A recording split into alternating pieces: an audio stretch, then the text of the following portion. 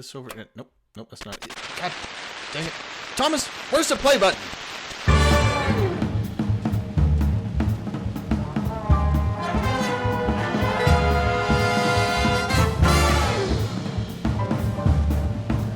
Ladies and gentlemen, this is the live period.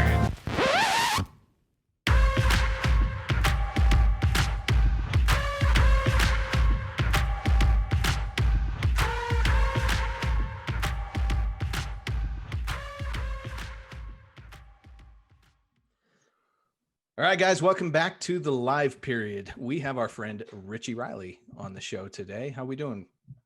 Doing great, guys. I appreciate you all having me on. I've been watching all the episodes, and they've been incredible. So I'm extremely grateful to get to come on. You've had some people that are way more famous than me on here, so I appreciate you. Come on now. Come on, an Coach. underdog like me come on and talk some hoops and whatever else we'll be talking about. Come on now, man. Well, I'm excited to have you on here. We've known each other for a while now. As soon as you went down and took the reins in Nichols State there, I think kind of that was when I first. I think it was really when I first started doing stuff, and it was like you were the coach that picked up the phone. So I guess that's why we're friends. No, I was talking about players. I'll pick it up no matter what. Sometimes I've regretted picking it up with certain people, but definitely not you. I can remember when you started the whole JUCO advocate and started doing everything that you're doing. And I was like, man, this is really intriguing. But then it's continued to grow and just has became an incredible thing for junior college basketball. I appreciate you're the biggest advocate that they have. I mean, you'll fight tooth and nail for junior college basketball. Since I've been coaching, I'm sure it wasn't done before that. It hadn't been a thing. I mean, you see the merchandise, the videos, the events, the constant updates on Twitter of what's going on. That's never happened. Or whatever crazy crap I'm thinking about that day. It's been really great that somebody that you took the initiative to go into that market and help so many kids and help so many programs, because some of the best basketball in the country is at the junior college level. And I know that how much you appreciate it, and I've always appreciated it. I've never coached at the junior college level, but I've recruited really hard my whole career and know a ton of guys that are elite coaches. Yep. And obviously you see it. We saw the NBA Finals, Jimmy Butler and Jay Crowder, both JUCO dudes. First player you and I ever talked about was a JUCO kid, Kamani Jackson. Yeah, it was. He ended up helping us win a championship. Yeah, he did.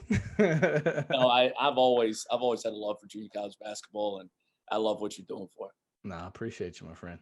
Well, we're going to kind of dive into a few different things here today. We're gonna start off talking about what makes Richie Riley the coach that he is today. You know, whenever I title these episodes or put things together, and it just, I was thinking about, for those that don't know Richie, we're talking about a high energy coach here. Like this is a dude that I just love watching coach. I love hanging out with. I love being around. I love having conversations with, because it's just such a genuine energy that you bring. So we're going to talk a little bit about your coaching path to where you're at now.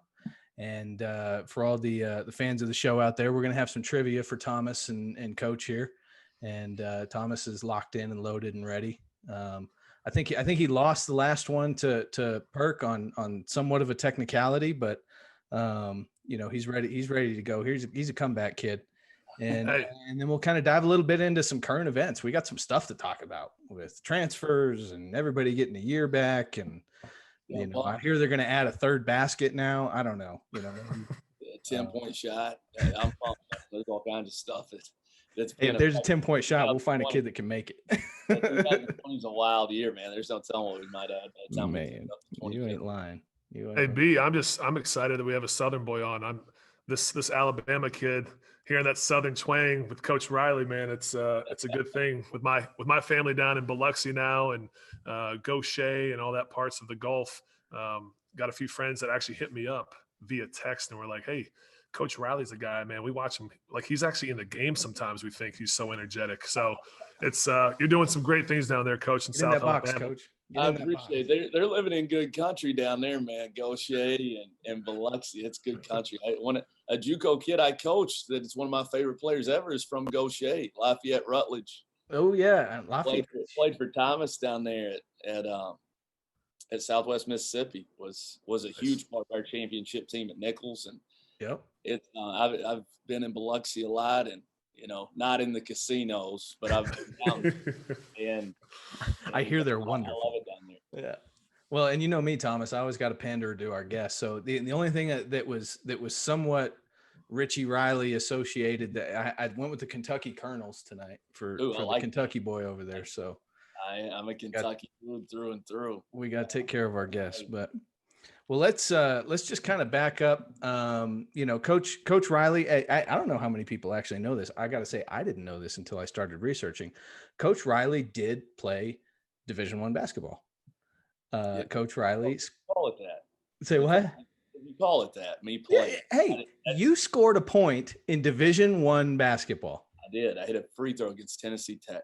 There it is. I couldn't find who it was against. Yeah, Tennessee Tech actually had a really good team, really good, and they were blowing us out. It was a home game, and I got in a little garbage time. Coach Ford threw me in there, a little garbage time, and I made a free throw, made one, missed one.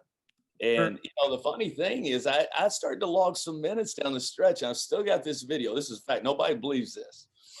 And it wouldn't have came to fruition, but I can still say it could now. But at the end of the year on the Travis Ford show, they were doing a year in review. And he's quoted on there saying next year, Richie Riley could be our starting point guard. Ooh, one shining moment video. And Matt Witt came in, and the rest is history. All-time league in Kentucky. He's obviously a player. But I hung it up and started coaching after one season, because that's been my dream since I was 8. So I felt like I was ready to do it. And I'm glad that I did, because it's helped me be where I am today. It seems to have worked out all right, I think. Yeah, but I did. I was Division I player. I you were. get better every year that passes when I tell my team. Just tell them I looked you up on the basketball reference site here, a svelte 6'1", 180 at the time. Yes. And still 6'1", 180, just a little bit. A little flabbier in some areas, but still sticking to 180. I'm still right there. A little flabbier, but I'm me both, brother. My playing weight.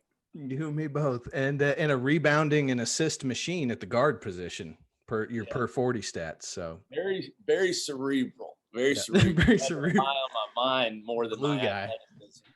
And could make a shot. You don't grow up in Kentucky and not be able to shoot it a little bit. And could think the game, but I played in the mountains of Kentucky growing up, country, in a country region, and basketball is king in Kentucky.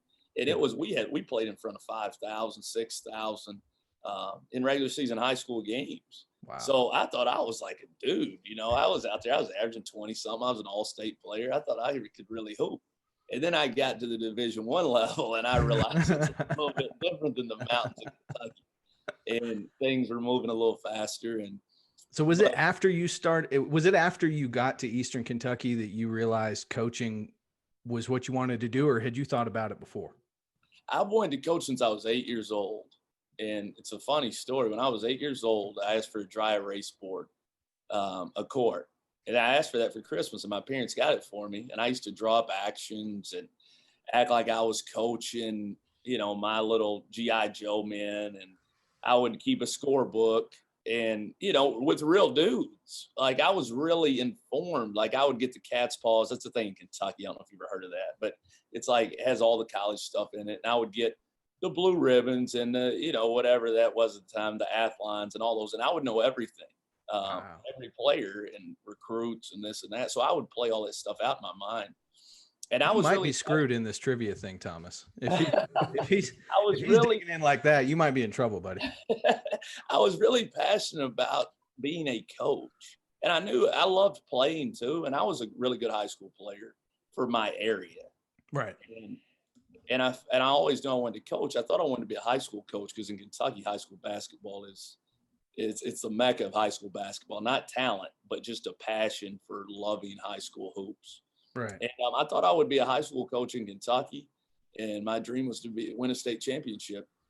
And it wasn't until I quit playing at Eastern and went to Georgetown College as a volunteer / manager pretty much, that I realized I was really interested in being a college coach. The recruiting aspect intrigued me. Just the level of it really intrigued me. And that's when I first realized I wanted to coach at the college level. So you went and volunteered at Georgetown, which is NAIA, right? It is, yeah, with Happy Osborne, one of the greatest to ever do it at the NAIA level. Phenomenal. You volunteered for a heck of a ball coach. Yeah, and I was coaching in the summer at Madison Central High School, an AAU team, a freshman AAU team. And one of the assistants at Georgetown, Jason Mays, asked me because I was coaching with some energy. I was coaching like the Final Four. And he asked me if I was interested in getting into college coaching, in a volunteer role. And I was still in college at Eastern Kentucky. And I told him, yeah, that'd be unbelievable. So I did that. And basically it entailed me driving 45 minutes every day one way and getting Happy Osborne Long John Silver's for his lunch before practice, staying until, 9 or 10 and working and, doing laundry and whatever anybody didn't want to do, rebounding for dudes. And then I would go back, go to bed, go to class, get up, do it again as soon as I was done. And that was my routine.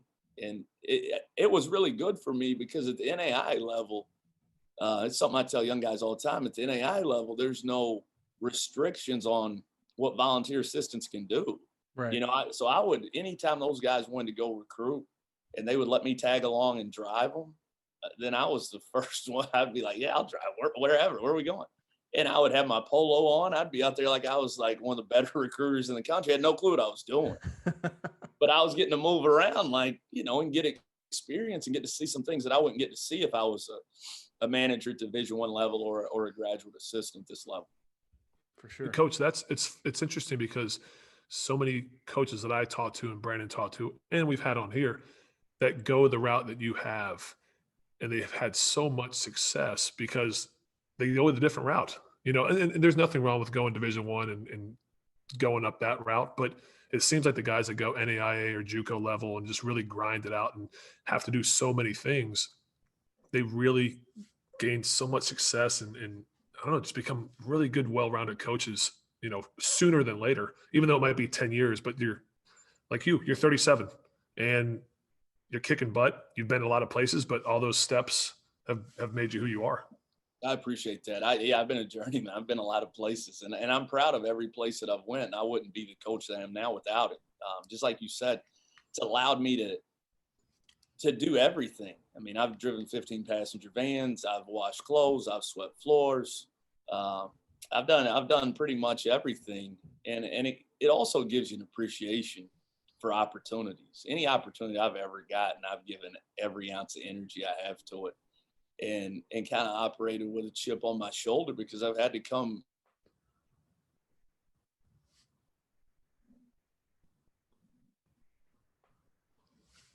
and get it. Nothing happened. I can't afford for us not to have a good year. I can't afford it. I don't have anything, a safety net. I don't have a safety. I have to, it's where burn the boats comes from, the mantra that I live by and our teams live by. Is there is no safety net. We've got to find a way to succeed. And I've kind of operated like that my whole career. Yeah. So it's funny because anytime, like if we're on one of these, group things that you and I have been on, or we're talking to other coaches and things like that. And I think some people kind of, especially young coaches, think of the whole like, hey, you got to be willing to, you got to, the you gotta's, right, that we all go through as far as like, hey, getting from point A to point B is not this easy thing. And I think sometimes a lot of guys think it's just so cliche that it's like, okay, you got to do this. And it's like, you know what, man, like every one of these guys, like a Coach Riley that says, hey, I'm volunteering, I'm driving the bus, I'm doing the laundry in the middle of the night, I'm doing whatever. Like, no, that's a thing. Like that's a real thing. There's not a lot of dudes that just kind of trip over themselves into this business and wind up in the position that you're in. There's no question. There's the work is crazy. I always say this is there's golden tickets. I don't know if you've heard me say this before, but there's golden tickets in this profession. And, one of them is a player ticket that, you're a really good player. You were a really good player. It allows you opportunities, sometimes without experience. or you have a really good player, and that allows guys to get to skip some steps without experience sometimes. And then there's, as far as your family, the family take, if your dad was a big time coach or is a big time coach, then you have some opportunities that, other guys may not have. And I don't have any golden tickets. I didn't have any players. I wasn't a good player. My father's an electrician, retired now, and hardworking, great father, but he didn't have any experience in coaching. And I had to go get it. And I'm prone to hire guys like that too. I like to surround myself with guys that have had to fight and scrap and take the road less traveled sometimes, because, a lot of times, man, it means just so much more, because the work you put in, the time, the energy, all the things you've had to do to get there. Once you get there, you can't fail. And I like to surround myself with guys like that. Was your dad big into basketball when you were growing up? He was a really good athlete in high school. He's actually voted the best athlete in our area of like the millennium when it turned, the century or whatever, when it turned 2000, back when I was still in high school. And he loves hoops. He was a great player, loves hoops. He coached me when I was younger, as a small child. But he never coached or anything. He's not like a junkie like me. Like as I'm telling you, as an 8-year-old, like I fell in love with sports. Yeah. Specifically basketball. Getting that whiteboard. Yeah, I probably annoyed my parents. That's all I wanted to talk about. That was it. I wanted to watch every game. I used to record every game that was on TV on VHS. That was back in the day when you had the VCR tapes. I've still got in my basement just boxes of VCR tapes, my basement at home in London, Kentucky, of games. Like, I went and looked at them a few years ago. Me and Jess and my boys were at the house. I was looking through them. There's epic games, man. Like the Cincinnati Bob Huggins teams with, DeMar Johnson and Kenyon Martin and those teams that were number one in the country playing against North Carolina. Yeah. Just phenomenal games. And I kept them all, and I would watch them all the time. And I just loved hoops, man. Always have. That's big time. Well, what's funny is I was looking through stuff, and my Richie Riley story has always, from what everybody's talked to me about and stuff told me about you, and it always started with Pikeville. But didn't you go to Hawaii Pacific for a year in between? I did. How did that happen? So it's a funny story. I was at Georgetown, and there's a guy, Kurt Young, who's actually on my staff right now as director of recruiting here. He was assistant at Georgetown when I was a volunteer. So Kelly Wells, who's one of the greatest NAIA coaches of all time at Pikeville, he just stepped into the AD role there. But he was at Hawaii Pacific and got named the head coach. And I didn't know Kelly. He's a Kentucky guy, though, but I didn't know him personally. Mm-hmm. And Kurt Young was really close with him. And Kurt went out there to be his top assistant. And there was a position paying $8,000. And obviously it's hard to find somebody to go to Hawaii for $8,000. He's living under a coconut tree for the year. Yeah, Kurt got me the job with Kelly. And I went out there and I made $8,000 a year. I ran a credit card up $6,000. And that was just to survive. That wasn't like any perks of living in Hawaii. The other thing too is I was living in downtown Honolulu. I don't know if you all have been to Hawaii before, but downtown Honolulu is not the scene that you see on the movies and the shows. It's inner city. That's rough. It was rough. And that's where I lived. And I was running this credit card up. I can remember my grandmother used to send me $20 like every couple of weeks. And that she'd put in the card, it was for milk, because milk out in Hawaii was like $12 a gallon. So she would send me money for milk. And I was out there for a year, and Kelly got the job at Pikeville, which was such a blessing. And we came back, and I was his top assistant at Pikeville. Kurt went to Arkansas Tech with Downey.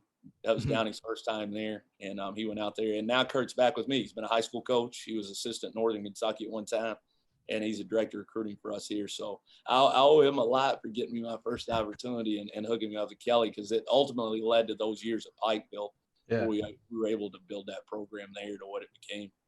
Yeah, because I mean, Pikeville is like I said. Anytime I was talking to somebody else, as you and I were getting to know each other and stuff, everybody's talking about Pikeville, where you guys built that thing up into a monster. It was in awesome. NAIA. It was Kelly Wells is one of the best people you ever meet in your life. Great ball coach, and we were able to build it. And then he finished the job. I think a year after I left, I left and ended up at Coastal. With a short 3-week span at Fort Smith in between, but ended up at Coastal, and he won a national championship. And then it became a perennial power of where they won 25 plus games every year and went to some Final Fours, Elite Eights, things like that. But it's a special place up there. It's where I met my wife too.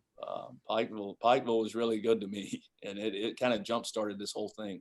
Yeah, yeah, because your next spot being Coastal there with Cliff, Coach Cliff Ellis, and but yeah, leading up to that, you're volunteer at Georgetown in an NAIA, driving back and forth 45 minutes an hour each way, doing whatever needs to be done in the middle of the night, washing laundry or rebounding for guys or whatever.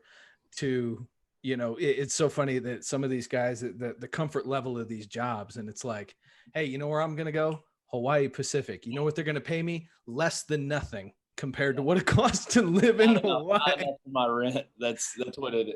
A lot of spam and macaroni out there. Yeah, I can remember telling my parents, I was getting ready to do that, and they thought my dad thought I was a lunatic. I mean, he was pissed. He was mad. Like, he didn't like it because my dad is, blue collar, works crazy hours. My whole life he did that to provide for our family. My mom, just an unbelievable lady, and they've never left London, Kentucky. And all of a sudden, their only child tells them that they're going to Hawaii to coach basketball. And they're like, what? And then I tell them how much I'm making, and they almost flipped out. Like, because we don't come for money. They made my life really good because they worked like crazy. And, we very humble beginnings. And it wasn't like I'm coming from, we're millionaires. I'm just going out here to have some fun. I mean, it was a hard decision. So $1 a gallon milk. I'm glad that I made the decision now, and all that stuff, man. I joke around with recruits sometimes. I tell them I came so far from the bottom I couldn't even see the top. But that's a Drake lyric. They're like, I got you. I think it's cheap. I don't know, but and it's true. And it's true. And I don't say that in a way, a boastful way. It's just the facts of it. And I tell our kids that, our players, because I want them to realize what I'm about. That's why I coach with the passion and energy and the accountability and the things we do, is because I've had to fight and scrap for everything. And that's what our program's going to be about, because that's who I am. And great programs reflect their head coach. So that's what I fight for every day here. For sure. Well, and I think, go ahead, Thomas. I had a question. I know you've been at a lot of places, and I know we're kind of going all over the map with your career here. But coming from a player side, and now that I coach a lot of players in Nebraska and the Midwest and train, could you maybe speak on what, like, as a player, and then maybe as your coach, like, what are like some monumental stops or things in your life that really help you become a head coach, if that makes sense? Like, because everybody said you're 37 years old, you're one of the hot and up and coming coaches in the country. Is there any places that you've been that you really look back on that you think about daily, or even as a player that you teach your kids daily? Yeah, I think for sure. One thing I talk about a lot, because burn the boats is our mantra, and there's 3 instances in my life that decisions were made, and it was made with a burn the boat mentality. And I think all 3 of them changed my trajectory into the profession and kind of made me who I am today and got me to this point. And the first one was the Hawaii deal. I had every reason in the world. I was still in college at Eastern Kentucky. I had to finish my degree online, and I got done that December. And I had every reason in the world to say, I probably shouldn't do this. It doesn't make sense. I don't have enough money to do this. But again, I dreamt of coaching since I was 8 years old, and I had a chance to be a Division II assistant. It was for $8,000, but I was still Division II assistant. Yeah. And I rolled the dice and did it. So I burned the boats, and I had to make it work because I went in debt $6,000. You literally burned the boat. You weren't Yeah, I mean, I about went to in get back debt. from Hawaii. Yeah, I went in debt as much as I was making, pretty much my salary. So I had to make it work. And then the second situation came when I left Pikeville and went to Arkansas Fort Smith to work for Josh Newman, who's a good friend of mine, another great coach. He's at UTPB now. And I got the job, and I was there about 2.5 weeks. I was living with Hank Palone. You talk about JUCO dude. We were both on staff together, Hank. We were out there, and I got a call. Brian Cloman, who's at Winthrop, had a relationship with Cliff Ellis. At the time, Brian was running a recruiting service and trying to crack into coaching. He had a relationship with Coach Ellis. Coach Ellis wanted somebody that could recruit JUCO in the South and transfers, and that was kind of my calling card. So he called me, and I didn't know Cliff Ellis. Obviously, I knew who he was. He's a future Hall of Famer, and I grew up watching his Auburn teams and Clemson teams. But he called, and he said, "Are you interested in coming to interview?" He didn't know I was at Fort Smith, and I said, "Well, I took this Fort Smith job. I've been here about 2.5 weeks, 3 weeks, but yeah, I want to interview." And he's like, "All right, we'd love to have you down and get to know each other." So I went to Josh Newman and asked him, "Hey, Coach, I hate to do this, but it's a Division I job. It's my dream to be a Division I assistant coach. Can I go interview?" And he told me, "If you go interview, you better get the job." There was no job for me to get. So I went back, and I was like, oh, man, I was shell-shocked. So I talked to my girlfriend at the time, who's my wife now, Jess, and asked her opinion. We talked about it, and I reached out to a couple other people. And then I just said, you know what, man, I'm going to burn the boats. And, and I went in, despite Cliff Ellis told me, he said, because I told him I was getting ready to do it. And he said, no, don't do that. Don't do that. Because he didn't want those blood on his hands. So I went in the next morning, turned in my letter of resignation, got in my car, drove 15 hours cross country overnight, got there, interviewed Friday, Saturday, left on Sunday. He told me to let me know in a week. It was the most stressful week I've ever had. And I got the job, obviously, and then I was into Division I basketball as an assistant, which is something that's really hard to do. And I was prepared, too, because of the years at Pikeville and the years at Hawaii Pacific and all those. So I was ready to go. I think I was 25 at the time. So the third one, I went from Coastal Carolina to Eastern Kentucky, which was my alma mater. I went to work for Coach Neubauer for a year. Thought I'd be there for a while. Ended up going to UAB with Jared Haas for 2 years. And then I went to Clemson with Coach Brownell for 2 years. So after my first year at Clemson, Northern Kentucky came open. And I interviewed in Indiana at the field house, and I got through the first round. And then there was the finals at Northern Kentucky, and it was me, John Brannon, and Laval Jordan. So it was really great group. And we interviewed, and John got the job, and I was crushed. Every interview I'd ever been on, I'd got the job, and I didn't get it, and I was crushed. So I said, listen, if I'm ready to be a head coach, I know I am. So at the end of the second year, I was sitting at home, and Nicholls State came open. And I had no clue where Nicholls State was. I could, for $1 million, I could not have told you what state that Nicholls State was in. And I looked it up, saw a guy on staff that I had recruited. He was their compliance guy, Andrew Kearney, associate AD compliance guy. I had recruited him to Hawaii Pacific and ended up not getting him. And anyway, he plugged me in there a little bit, and they told me they were going to hire a Louisiana guy. And I told them, if you want to keep doing what you're doing, just keep doing what you've been doing. But if you want to get outside the box, give me a chance and I'll get it turned around. Because I didn't have anything to lose. Why not? I could just say whatever. And if he said no, then I'd just go back to be assistant Clemson. But anyway, they let me come down there and interview. And they offered me the job. And I actually told them I didn't think I was going to do it, because my wife was dead against it. She probably get mad at me saying that on here, but she was dead against it. So anyway, I'm sitting in an event in Atlanta. It's April recruiting, and the AD calls back and offers me, I think it was $10,000 more. And the money had nothing to do with it, because ultimately I think it was $75,000 or $80,000 pay cut from being an ACC assistant to go be the head coach at Nicholls State. And that was the third burn the boats. I just said, when he did that, I said, man, they really want me here. And it's like a sign. Like sometimes, there's signs that God wants to be a certain place. And I did it, and I went. And, my wife ended up loving it there. I loved it there. Cajun people are unbelievable down in Thibodaux, Louisiana.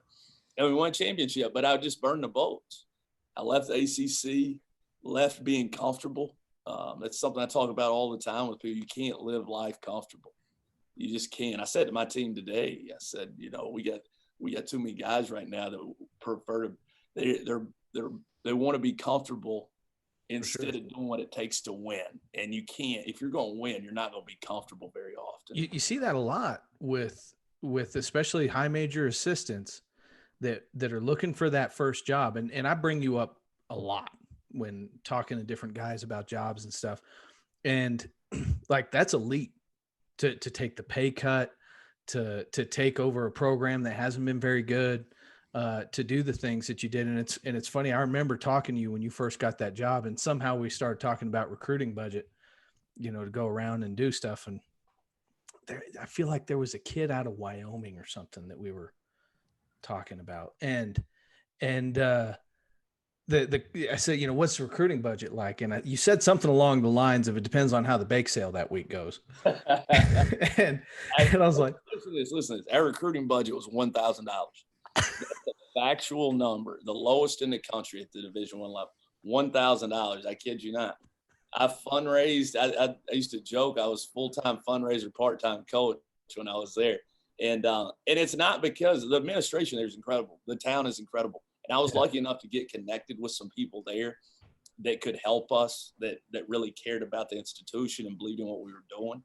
And they helped us financially to be able to recruit normally, to be able to get out and go to some of these events and to be able to bring kids on official visits. But yeah, there was one time you tell me, I said that to you. I was talking to Jerry Carrillo at a Cochise one time, and I called him and I said, hey man, I love, whatever player it was. I love him. And he was like, yeah, well, I've not seen you out here, or I didn't see it in the Jamborees. And I was like, yeah, I've not been there. I said, I've been on, I've watched every basket that he's made, every turnover, every assist, every rebound. I said, I know his game better than those guys that were sitting there at the Jamboree, because they're sitting there talking to each other probably. Yeah, they were. And he loved it. Like, he still talks about it to this day. He's like, man, I love that approach of, you were just, watched him play. And I offered the kid off film at Nicholls. I had to do that some there. Some? Yeah. I know a lot of those offers were. Yeah, the majority of the time. Heck, I was trusting you, man. I still do trust you. I can at least go see the kids now without a problem. But, and that's part of it too. When you take a risk, you take one of these jobs with a lower budget and your resources aren't as good, you got to really have meaningful relationships, guys that you trust. And you got to operate every day with no excuses. I think that's the other thing we fall into, a trap guys fall into in coaching, is the place they're at. No place is perfect. I mean, it's anywhere. Some of them are probably close to perfect when you get to that, upper echelon. But you just can't have excuses. I just tell my staff at Nicholls, none of this is an excuse. Like, we can win, and I believe that. If you pour everything you have into it and you know what you're doing, you can give yourself a chance to win anywhere. And that's why I took Nicholls State. I believed in what we could do. I hired a really good staff, and we attacked it, and we were able to win and get a great opportunity here at South Alabama. Well, and it's interesting too, because so many guys talk about like, this, can't go there. It's an unwinnable job. It's I don't know if there's such a thing as an unwinnable job. We'll talk about it a little bit more later with, some of the transfer stuff, but just about being a diverse recruiter, depending on where you're at. I mean, shoot, you guys have been about as diverse as you can get. Like, if there's a player that can play, y'all are going to look at them, No, there's no question. It doesn't matter where they're from. Yeah, I'm a believer in that too. I feel like, and part of it is maybe, dumb confidence that I have, but I feel like we can, I do feel like that. I think, if you leave no stone unturned and you work relentlessly, and you eliminate all options of failure. And I've always done it throughout my career. I have to find a way to be successful, and whatever that is, whether it's time, whether it's whatever it goes into what we need to do. And I've aligned myself with some really good people with the staffs that I've hired. Obviously, they're a huge part of what we do and a huge reason that we've had success at Nicholls State and at South Alabama. And the thing I tell people, I tell my own staff this all the time: if you get a Division I head coaching job, you better take it. Yeah. If you want to be a head coach, now if you really desire to be a head coach, not if you can take it or leave it, then don't do it. For sure. Stay, because there's some unbelievable, the way they're paying assistants out there at the Power 5 level right now is ridiculous. And some guys may have something financially where they have to stay and do that. I'm not judging anybody that doesn't want to do that, but we also can't say, well, I'm not getting an opportunity, right, or I'm slept on like a lot of people. If you want to take one of the ones that not a lot of people want. There wasn't a million people knocking down the door to get to Nicholls State. And I mean, the relatively short period of time that you were in Nicholls State, it's go in, show you what I can do, win, flip it, and, take that opportunity, whatever that next opportunity is. I mean, I think the first time we actually sat down together and like met each other in person was at Hutch, and you were still at Nicholls, but we were talking about that next job, and it was just, I remember thinking when I met you, just even in a simple conversation, our very first like real conversation in person, just that passion in your voice for what you were doing right there and then. We got Rose sitting there and we're just talking and we're, whatever, but like hearing you talking about what's going on at Hutch and the passion in that, and then talking about what you're building towards and talking about what you guys have accomplished so far. And every single thing you were talking about had all this passion behind it. I'm like, good Lord, exhausting. Yeah. And that's that burn the boats though. It's like, hey, here we go. That's an everyday approach. And it's an everyday approach. And it wears on, sometimes wears on my team because I'm always like that. And, it's an adjustment period for guys sometimes to get used to that. Yeah. But, back to the job at Nicholls. I mean, I knew I didn't have a choice. Again, I didn't have a golden ticket. I wasn't a great player. I didn't have like a pedigree that, ADs really look for. I took an opportunity that I was going to take any opportunity, but I took that opportunity and ran with it once I got my foot in the door. Sure. And was able to get it. I'm still thankful to Rob Bernardi, who was AD at the time, for giving me a chance. Well, it's like I told TP when he was talking about, coming to work for you. He says, I got this gig at Shorter, and it might turn into this, that, and the other thing. And I said, I don't know Richie all that well. I haven't known him all that long, but from what I know, like, you're crazy if you don't go take that job. And I'm glad that yourself. That. He's been unbelievably valuable for us.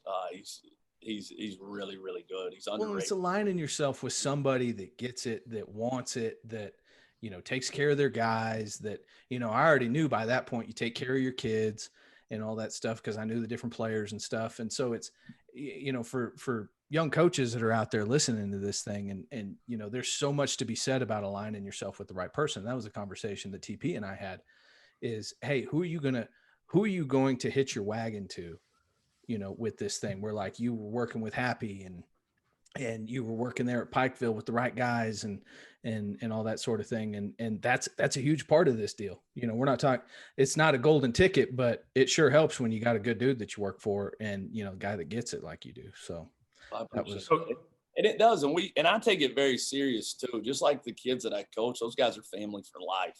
And there's not anything I wouldn't do to help them, whether it's now or 20 years from now. It's the same thing with my staff. One of the cool things is Austin Clonch is now the head coach at Nicholls State. He won 21 games last year. We'll have a team with a chance to win it this year. I might have won it last year if COVID wouldn't have canceled the season. Yep. And I want to keep doing that. I want our branches to grow like crazy. I want to have a lot of head coaches. I want all these guys on my staff, whether it's Roe or Adam or TP. I want those guys to be head coaches sooner than later. Coach, I had a question for you. I know about you. Brandon knows about you. Obviously, coaches around the country know a lot about you. We're in the Midwest. There's a lot of good talent up here. What would you tell people? What is Richie Riley at South Alabama? What is making you guys successful? What is your brand? What is you? Yeah, I would tell them you're playing for a guy that, loves you unconditionally. That relationship that I have with my guys is unconditional. It's a situation where if you average 2 points a game, or if you average 20 points a game, you're family for life. You're treated like that every day. Now, every day is not fun because I coach you really hard and I hold you accountable. But I do that because I genuinely care about you and want you to be the best you can be. And I think that's really different. A difference in our program versus a lot of places is I don't ever tell kids what they want to hear. I tell them what they need to hear. Yeah. And I tell that's the only way to be fair to them. No, it is what they need to hear. And it takes guys a minute to get used to that.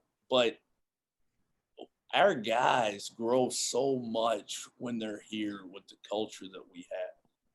And it's because we spend so much time with them. We pour everything. That's my staff too. I've got a great staff. We've got a big staff here. Like we've got the size of our staff is comparable to most Power Fives. And we pour into so much energy and we get guys better because of the attention to detail and just the time we put into them. And that's not just on the court. Like obviously our skill development, I put it up against anybody in the country. We play a unique brand of basketball and all that. But the thing I'm most proud of is how we help these guys grow up in the men. When they leave this place, they're ready to take on the world, whether it's hooping, overseas in the NBA, whatever it is. But like work, everybody's not going to be a pro. It'd be nice if I had 13 pros, that are all going to play in the NBA. If I was like Coach Cal and could sit there and watch 4 or 5 guys in the playoffs like he did. But I don't have that. And so I want our guys to be equipped with the skills to go and be successful in whatever they do. And I think that's something that we really preach. And I think it's important. For sure. It's awesome. Well, let's jump into, I think it's trivia time. Thomas, is it trivia time? Yes, sir. I'm ready. Don't destroy me, man. Take it easy. Now, you've heard on the show before, these aren't easy. This is Richie Riley trivia, but is it really Richie Riley trivia? So it is in theory all connected to Coach Richie Riley. So I love it.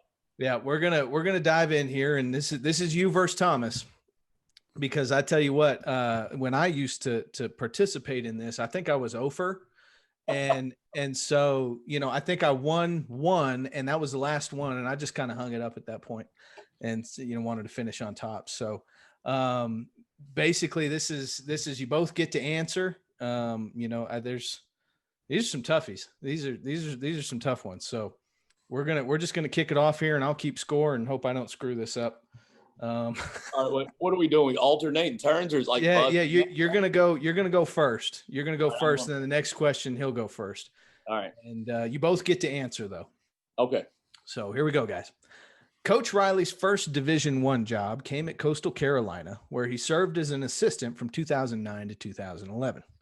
Now get ready. This thing's about to take a weird left turn. The former junior college, I don't know anybody new out there that Coastal Carolina used to be Coastal Carolina Community College back in the day. Okay. Changed their mascot from the Trojans to and I always thought it was Chanticleers. It's actually Chanticleers. It is Chanticleers. So they changed it from the Trojans to the Chanticleers because they wanted to be closer to the South Carolina school system that they were part of. A Chanticleer is a rooster from Chaucer's Canterbury Tales. Now, Thomas went to William and Mary, so he might have read this thing because I know he didn't read it in high school. What city was Chaucer born in? Oh, my goodness, man. I have no clue. Oh, we lost him. Did you lose him, Thomas? Yeah, he might have tapped out. Oh, there he is. You froze up there, Coach. I have no clue. You got no. You just pick a city. This is one of the greatest poets of the Middle Ages. Obviously. Did you pick one, Richie? Any city? Just pick a city. And what? Where are we at? Come on, dude. Man, he's a medieval poet. Well, I can tell you it's not in the United States. What? Manchester. Okay. This on me? Yep. Let's go with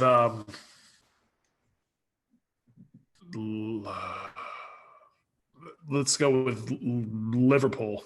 Liverpool. You are both wrong. The correct answer is London. And London, England. Obviously, it's not the same hometown, but it is the same name. Well, yeah, England's only 400 miles long. So now we're not going to give anybody that one. Fortunately, we got some tiebreakers coming up here as well. So he's got it. If the questions are in those categories, he's got an advantage. He went to William and Mary, and then he went to Birmingham Southern. I went to Eastern Kentucky for 4 years. Don't worry, we dive more. We got lucky to get out of there with a degree. We got into the basketball side. I just wanted to give the listeners a little bit of history lesson on the Chanticleer because, when they went Division I football, which is really kind of when the whole country was exposed to them, nobody had any idea what a Chanticleer was. It's crazy. My first year, I didn't know it was a Chanticleer either. I thought it was Chanticleer. Yeah, well, that's what they call him in there's like a cartoon rooster movie. Anyways, second question. Thomas, you're up first here. Yep. This one's a doozy. Coach Riley was an assistant at UAB during the 2013-14 season in which the Blazers defeated number 16 ranked North Carolina. How many players from that North Carolina roster in that game would go on to be drafted? Bonus question, who were they? The 2013? Yep. So the 2014 draft essentially is when it would start.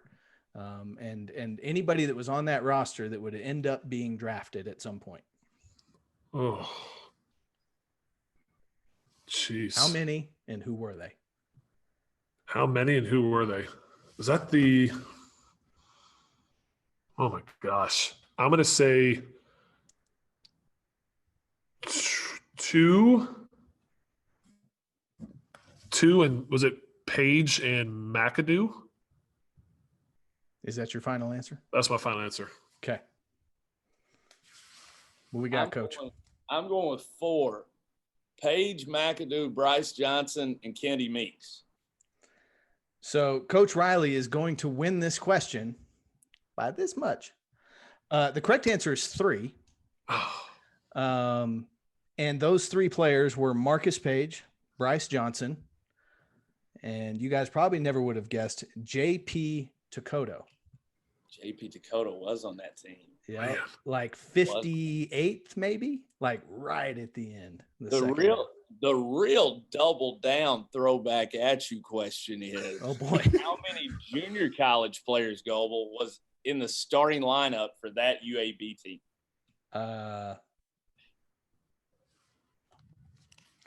4.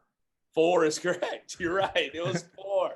It was 4. Chad Frazier had like 25 points, man, and was the best player on the court that night. He played. I'm not even playing, and I'm already tied with Coach Riley. Look at that. I didn't know you would know. It was the JUCO guys against the Mickey D's All-Americans, and we found a way to win that night. I like it. It wasn't a 7-game. I'm glad it wasn't a 7-game series. Might have been the 28-11 free throw disparity, but hey, who am I? Next question. South Alabama has had 5 players play in the NBA, the most successful of which was Terry Catledge, who averaged 13 points per game and 6 rebounds per game over a career that spanned from 1985 to 1993. How many teams did he play for, and who were they? Coach Riley, you are up first. Oh, that's tough, man. I'm going to say that was before my time. Obviously, I know Terry Catledge and all the pros that we've had here. Cliff Ellis actually coached Terry Catledge here. I'm going to say 5. I'm going to say the Nuggets, the Trailblazers, the Bullets, the Lakers, and the Clippers. I have no clue, but I'm guessing 5 in those teams. All right. What do we got, Thomas? So how many NBA teams did he play for? Yep. And who were they? Oh, my gosh. Brandon. I told you this is going to be a hard one. I even said I'm going to go with 4.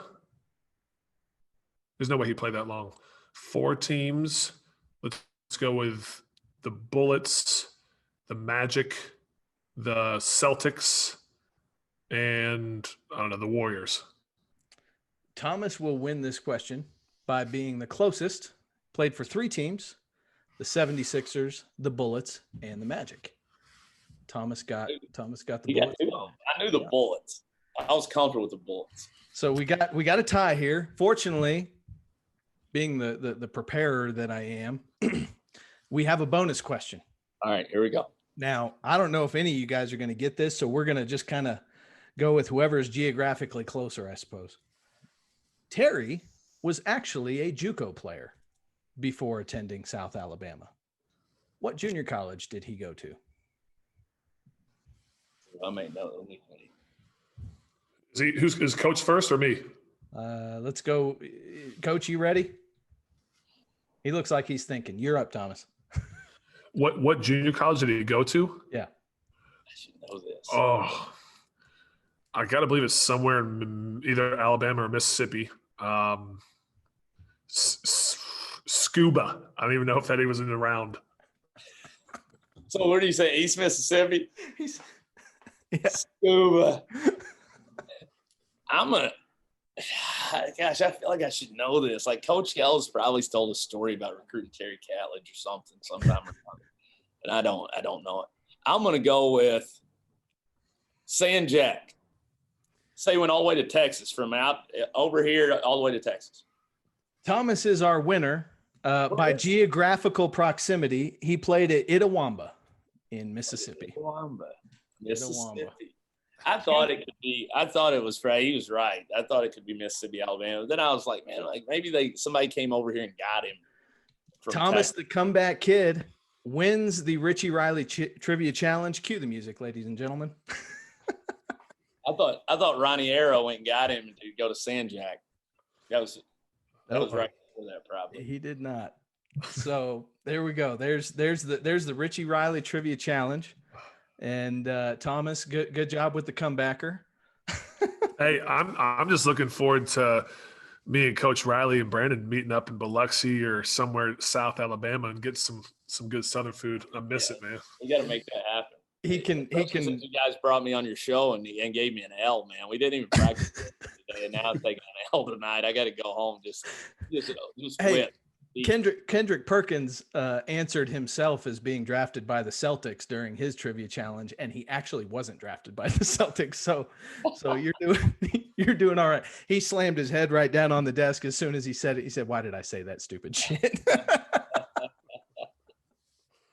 But now you guys know where Chaucer's from, so there you go. Little extra trivia for you. Yes. Coach, we're going to jump into last bit here, a little bit about current events in college basketball. And the first thing that I want to talk about real quick is the transfers. And, they haven't voted yet on that part. I think it seems to be a foregone conclusion that this one-time free transfer is going to happen.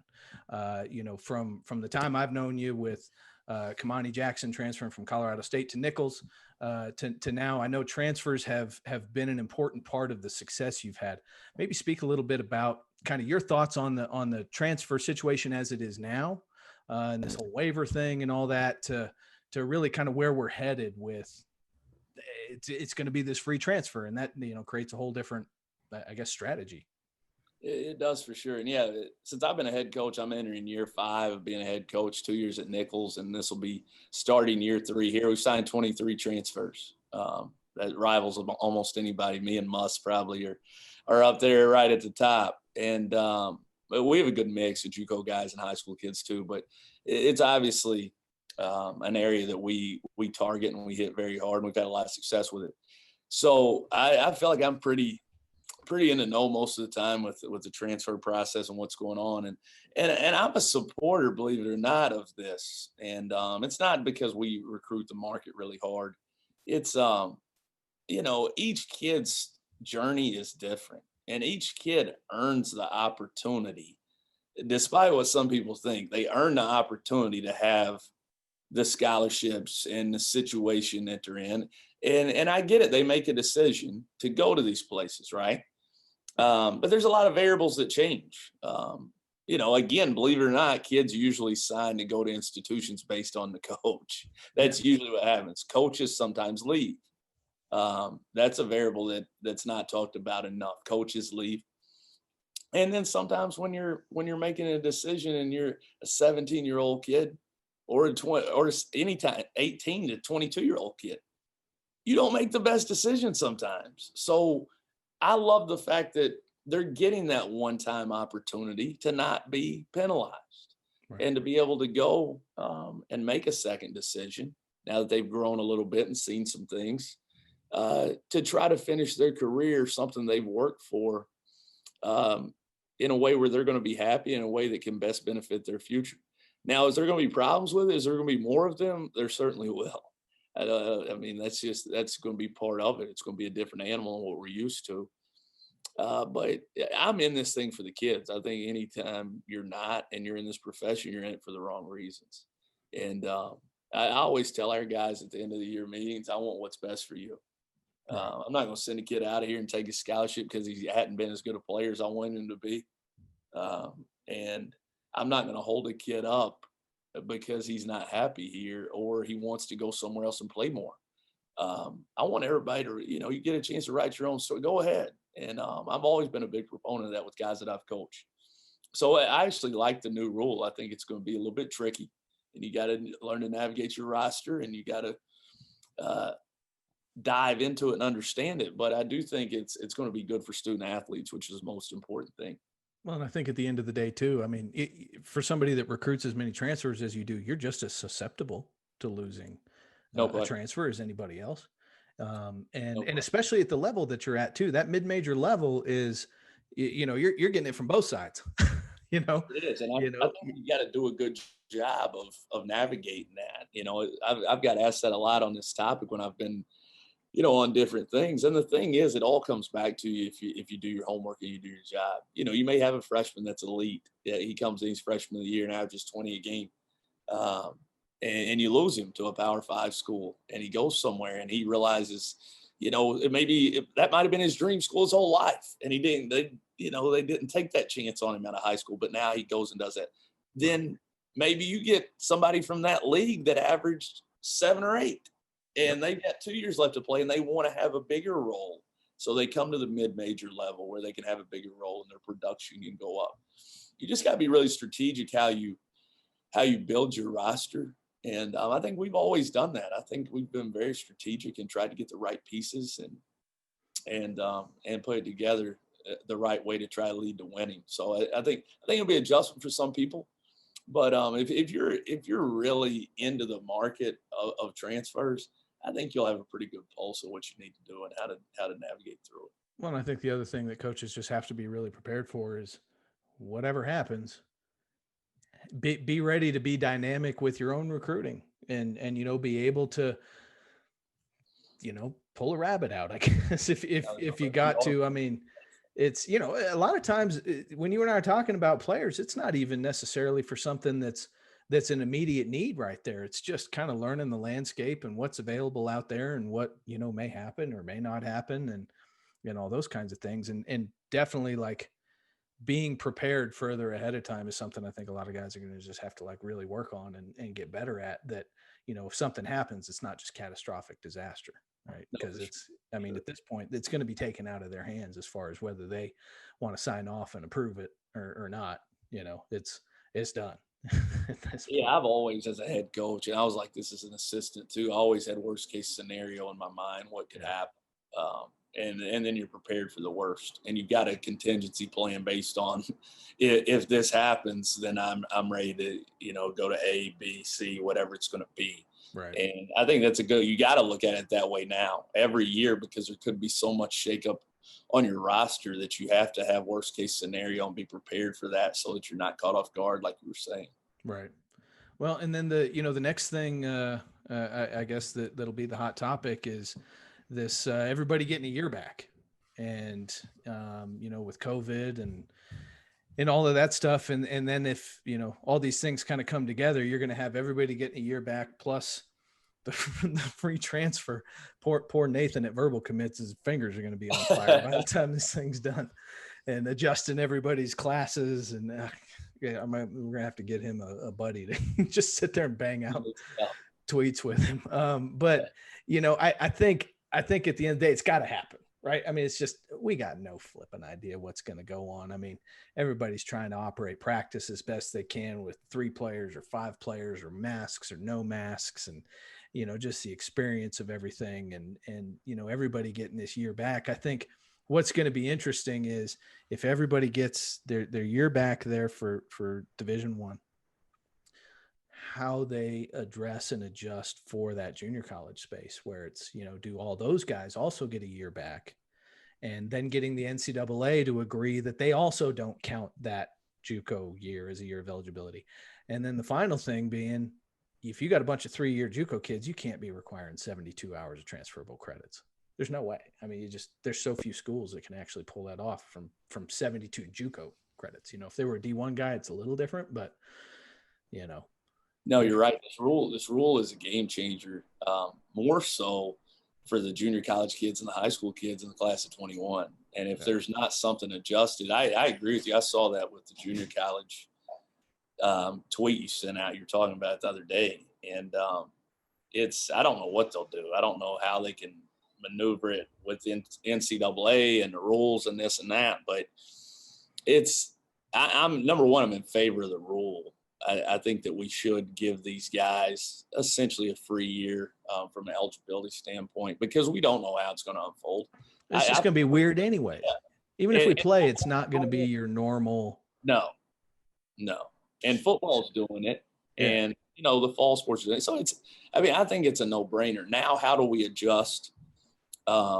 Because a lot of the schools, this is something that, you know, junior college, because you know junior college basketball better than anybody in the world. A lot of the schools that a lot of these JUCO kids may go to could be potentially low to mid. Mm-hmm. Will they have the higher level of scholarships, or will their institutions hold them accountable to only having 13?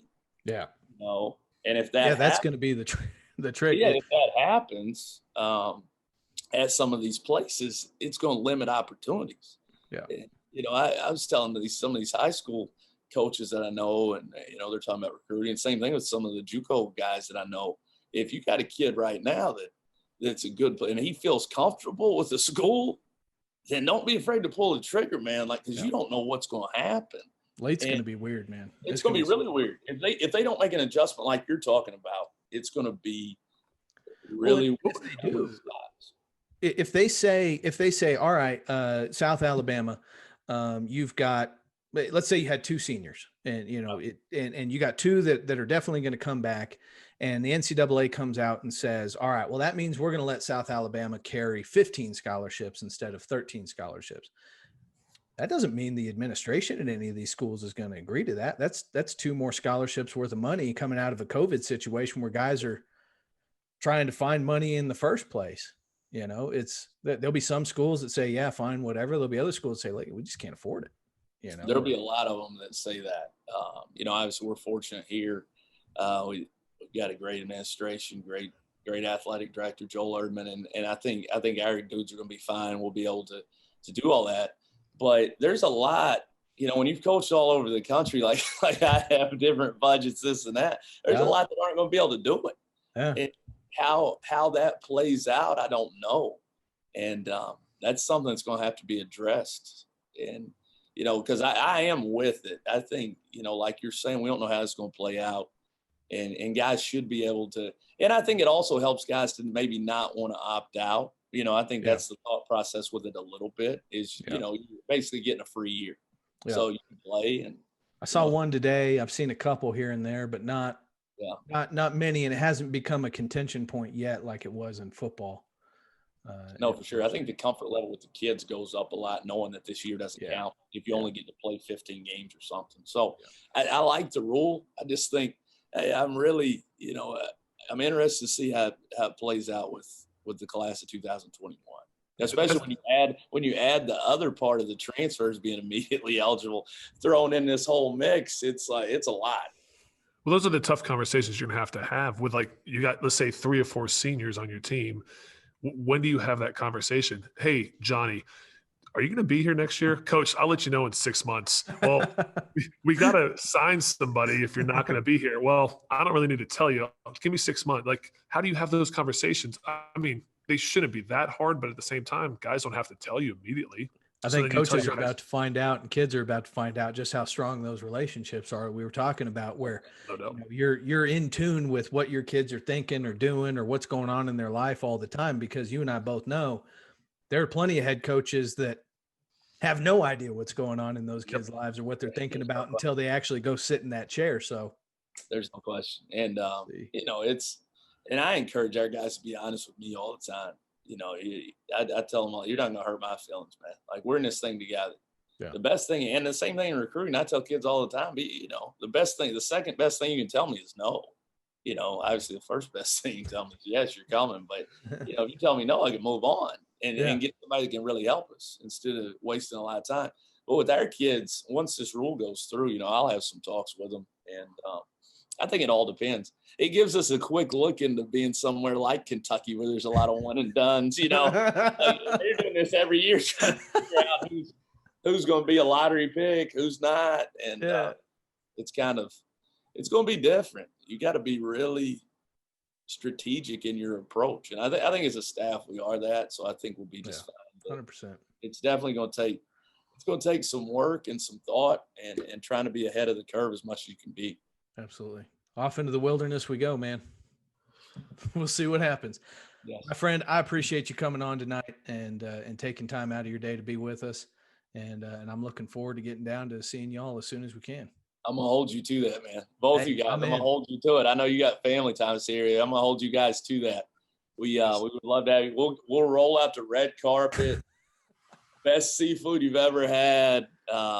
You'll just have a time of your life. We'll get Thomas in there and smoke all your kids from 3 and make them think about whether or not they should get the green light or not.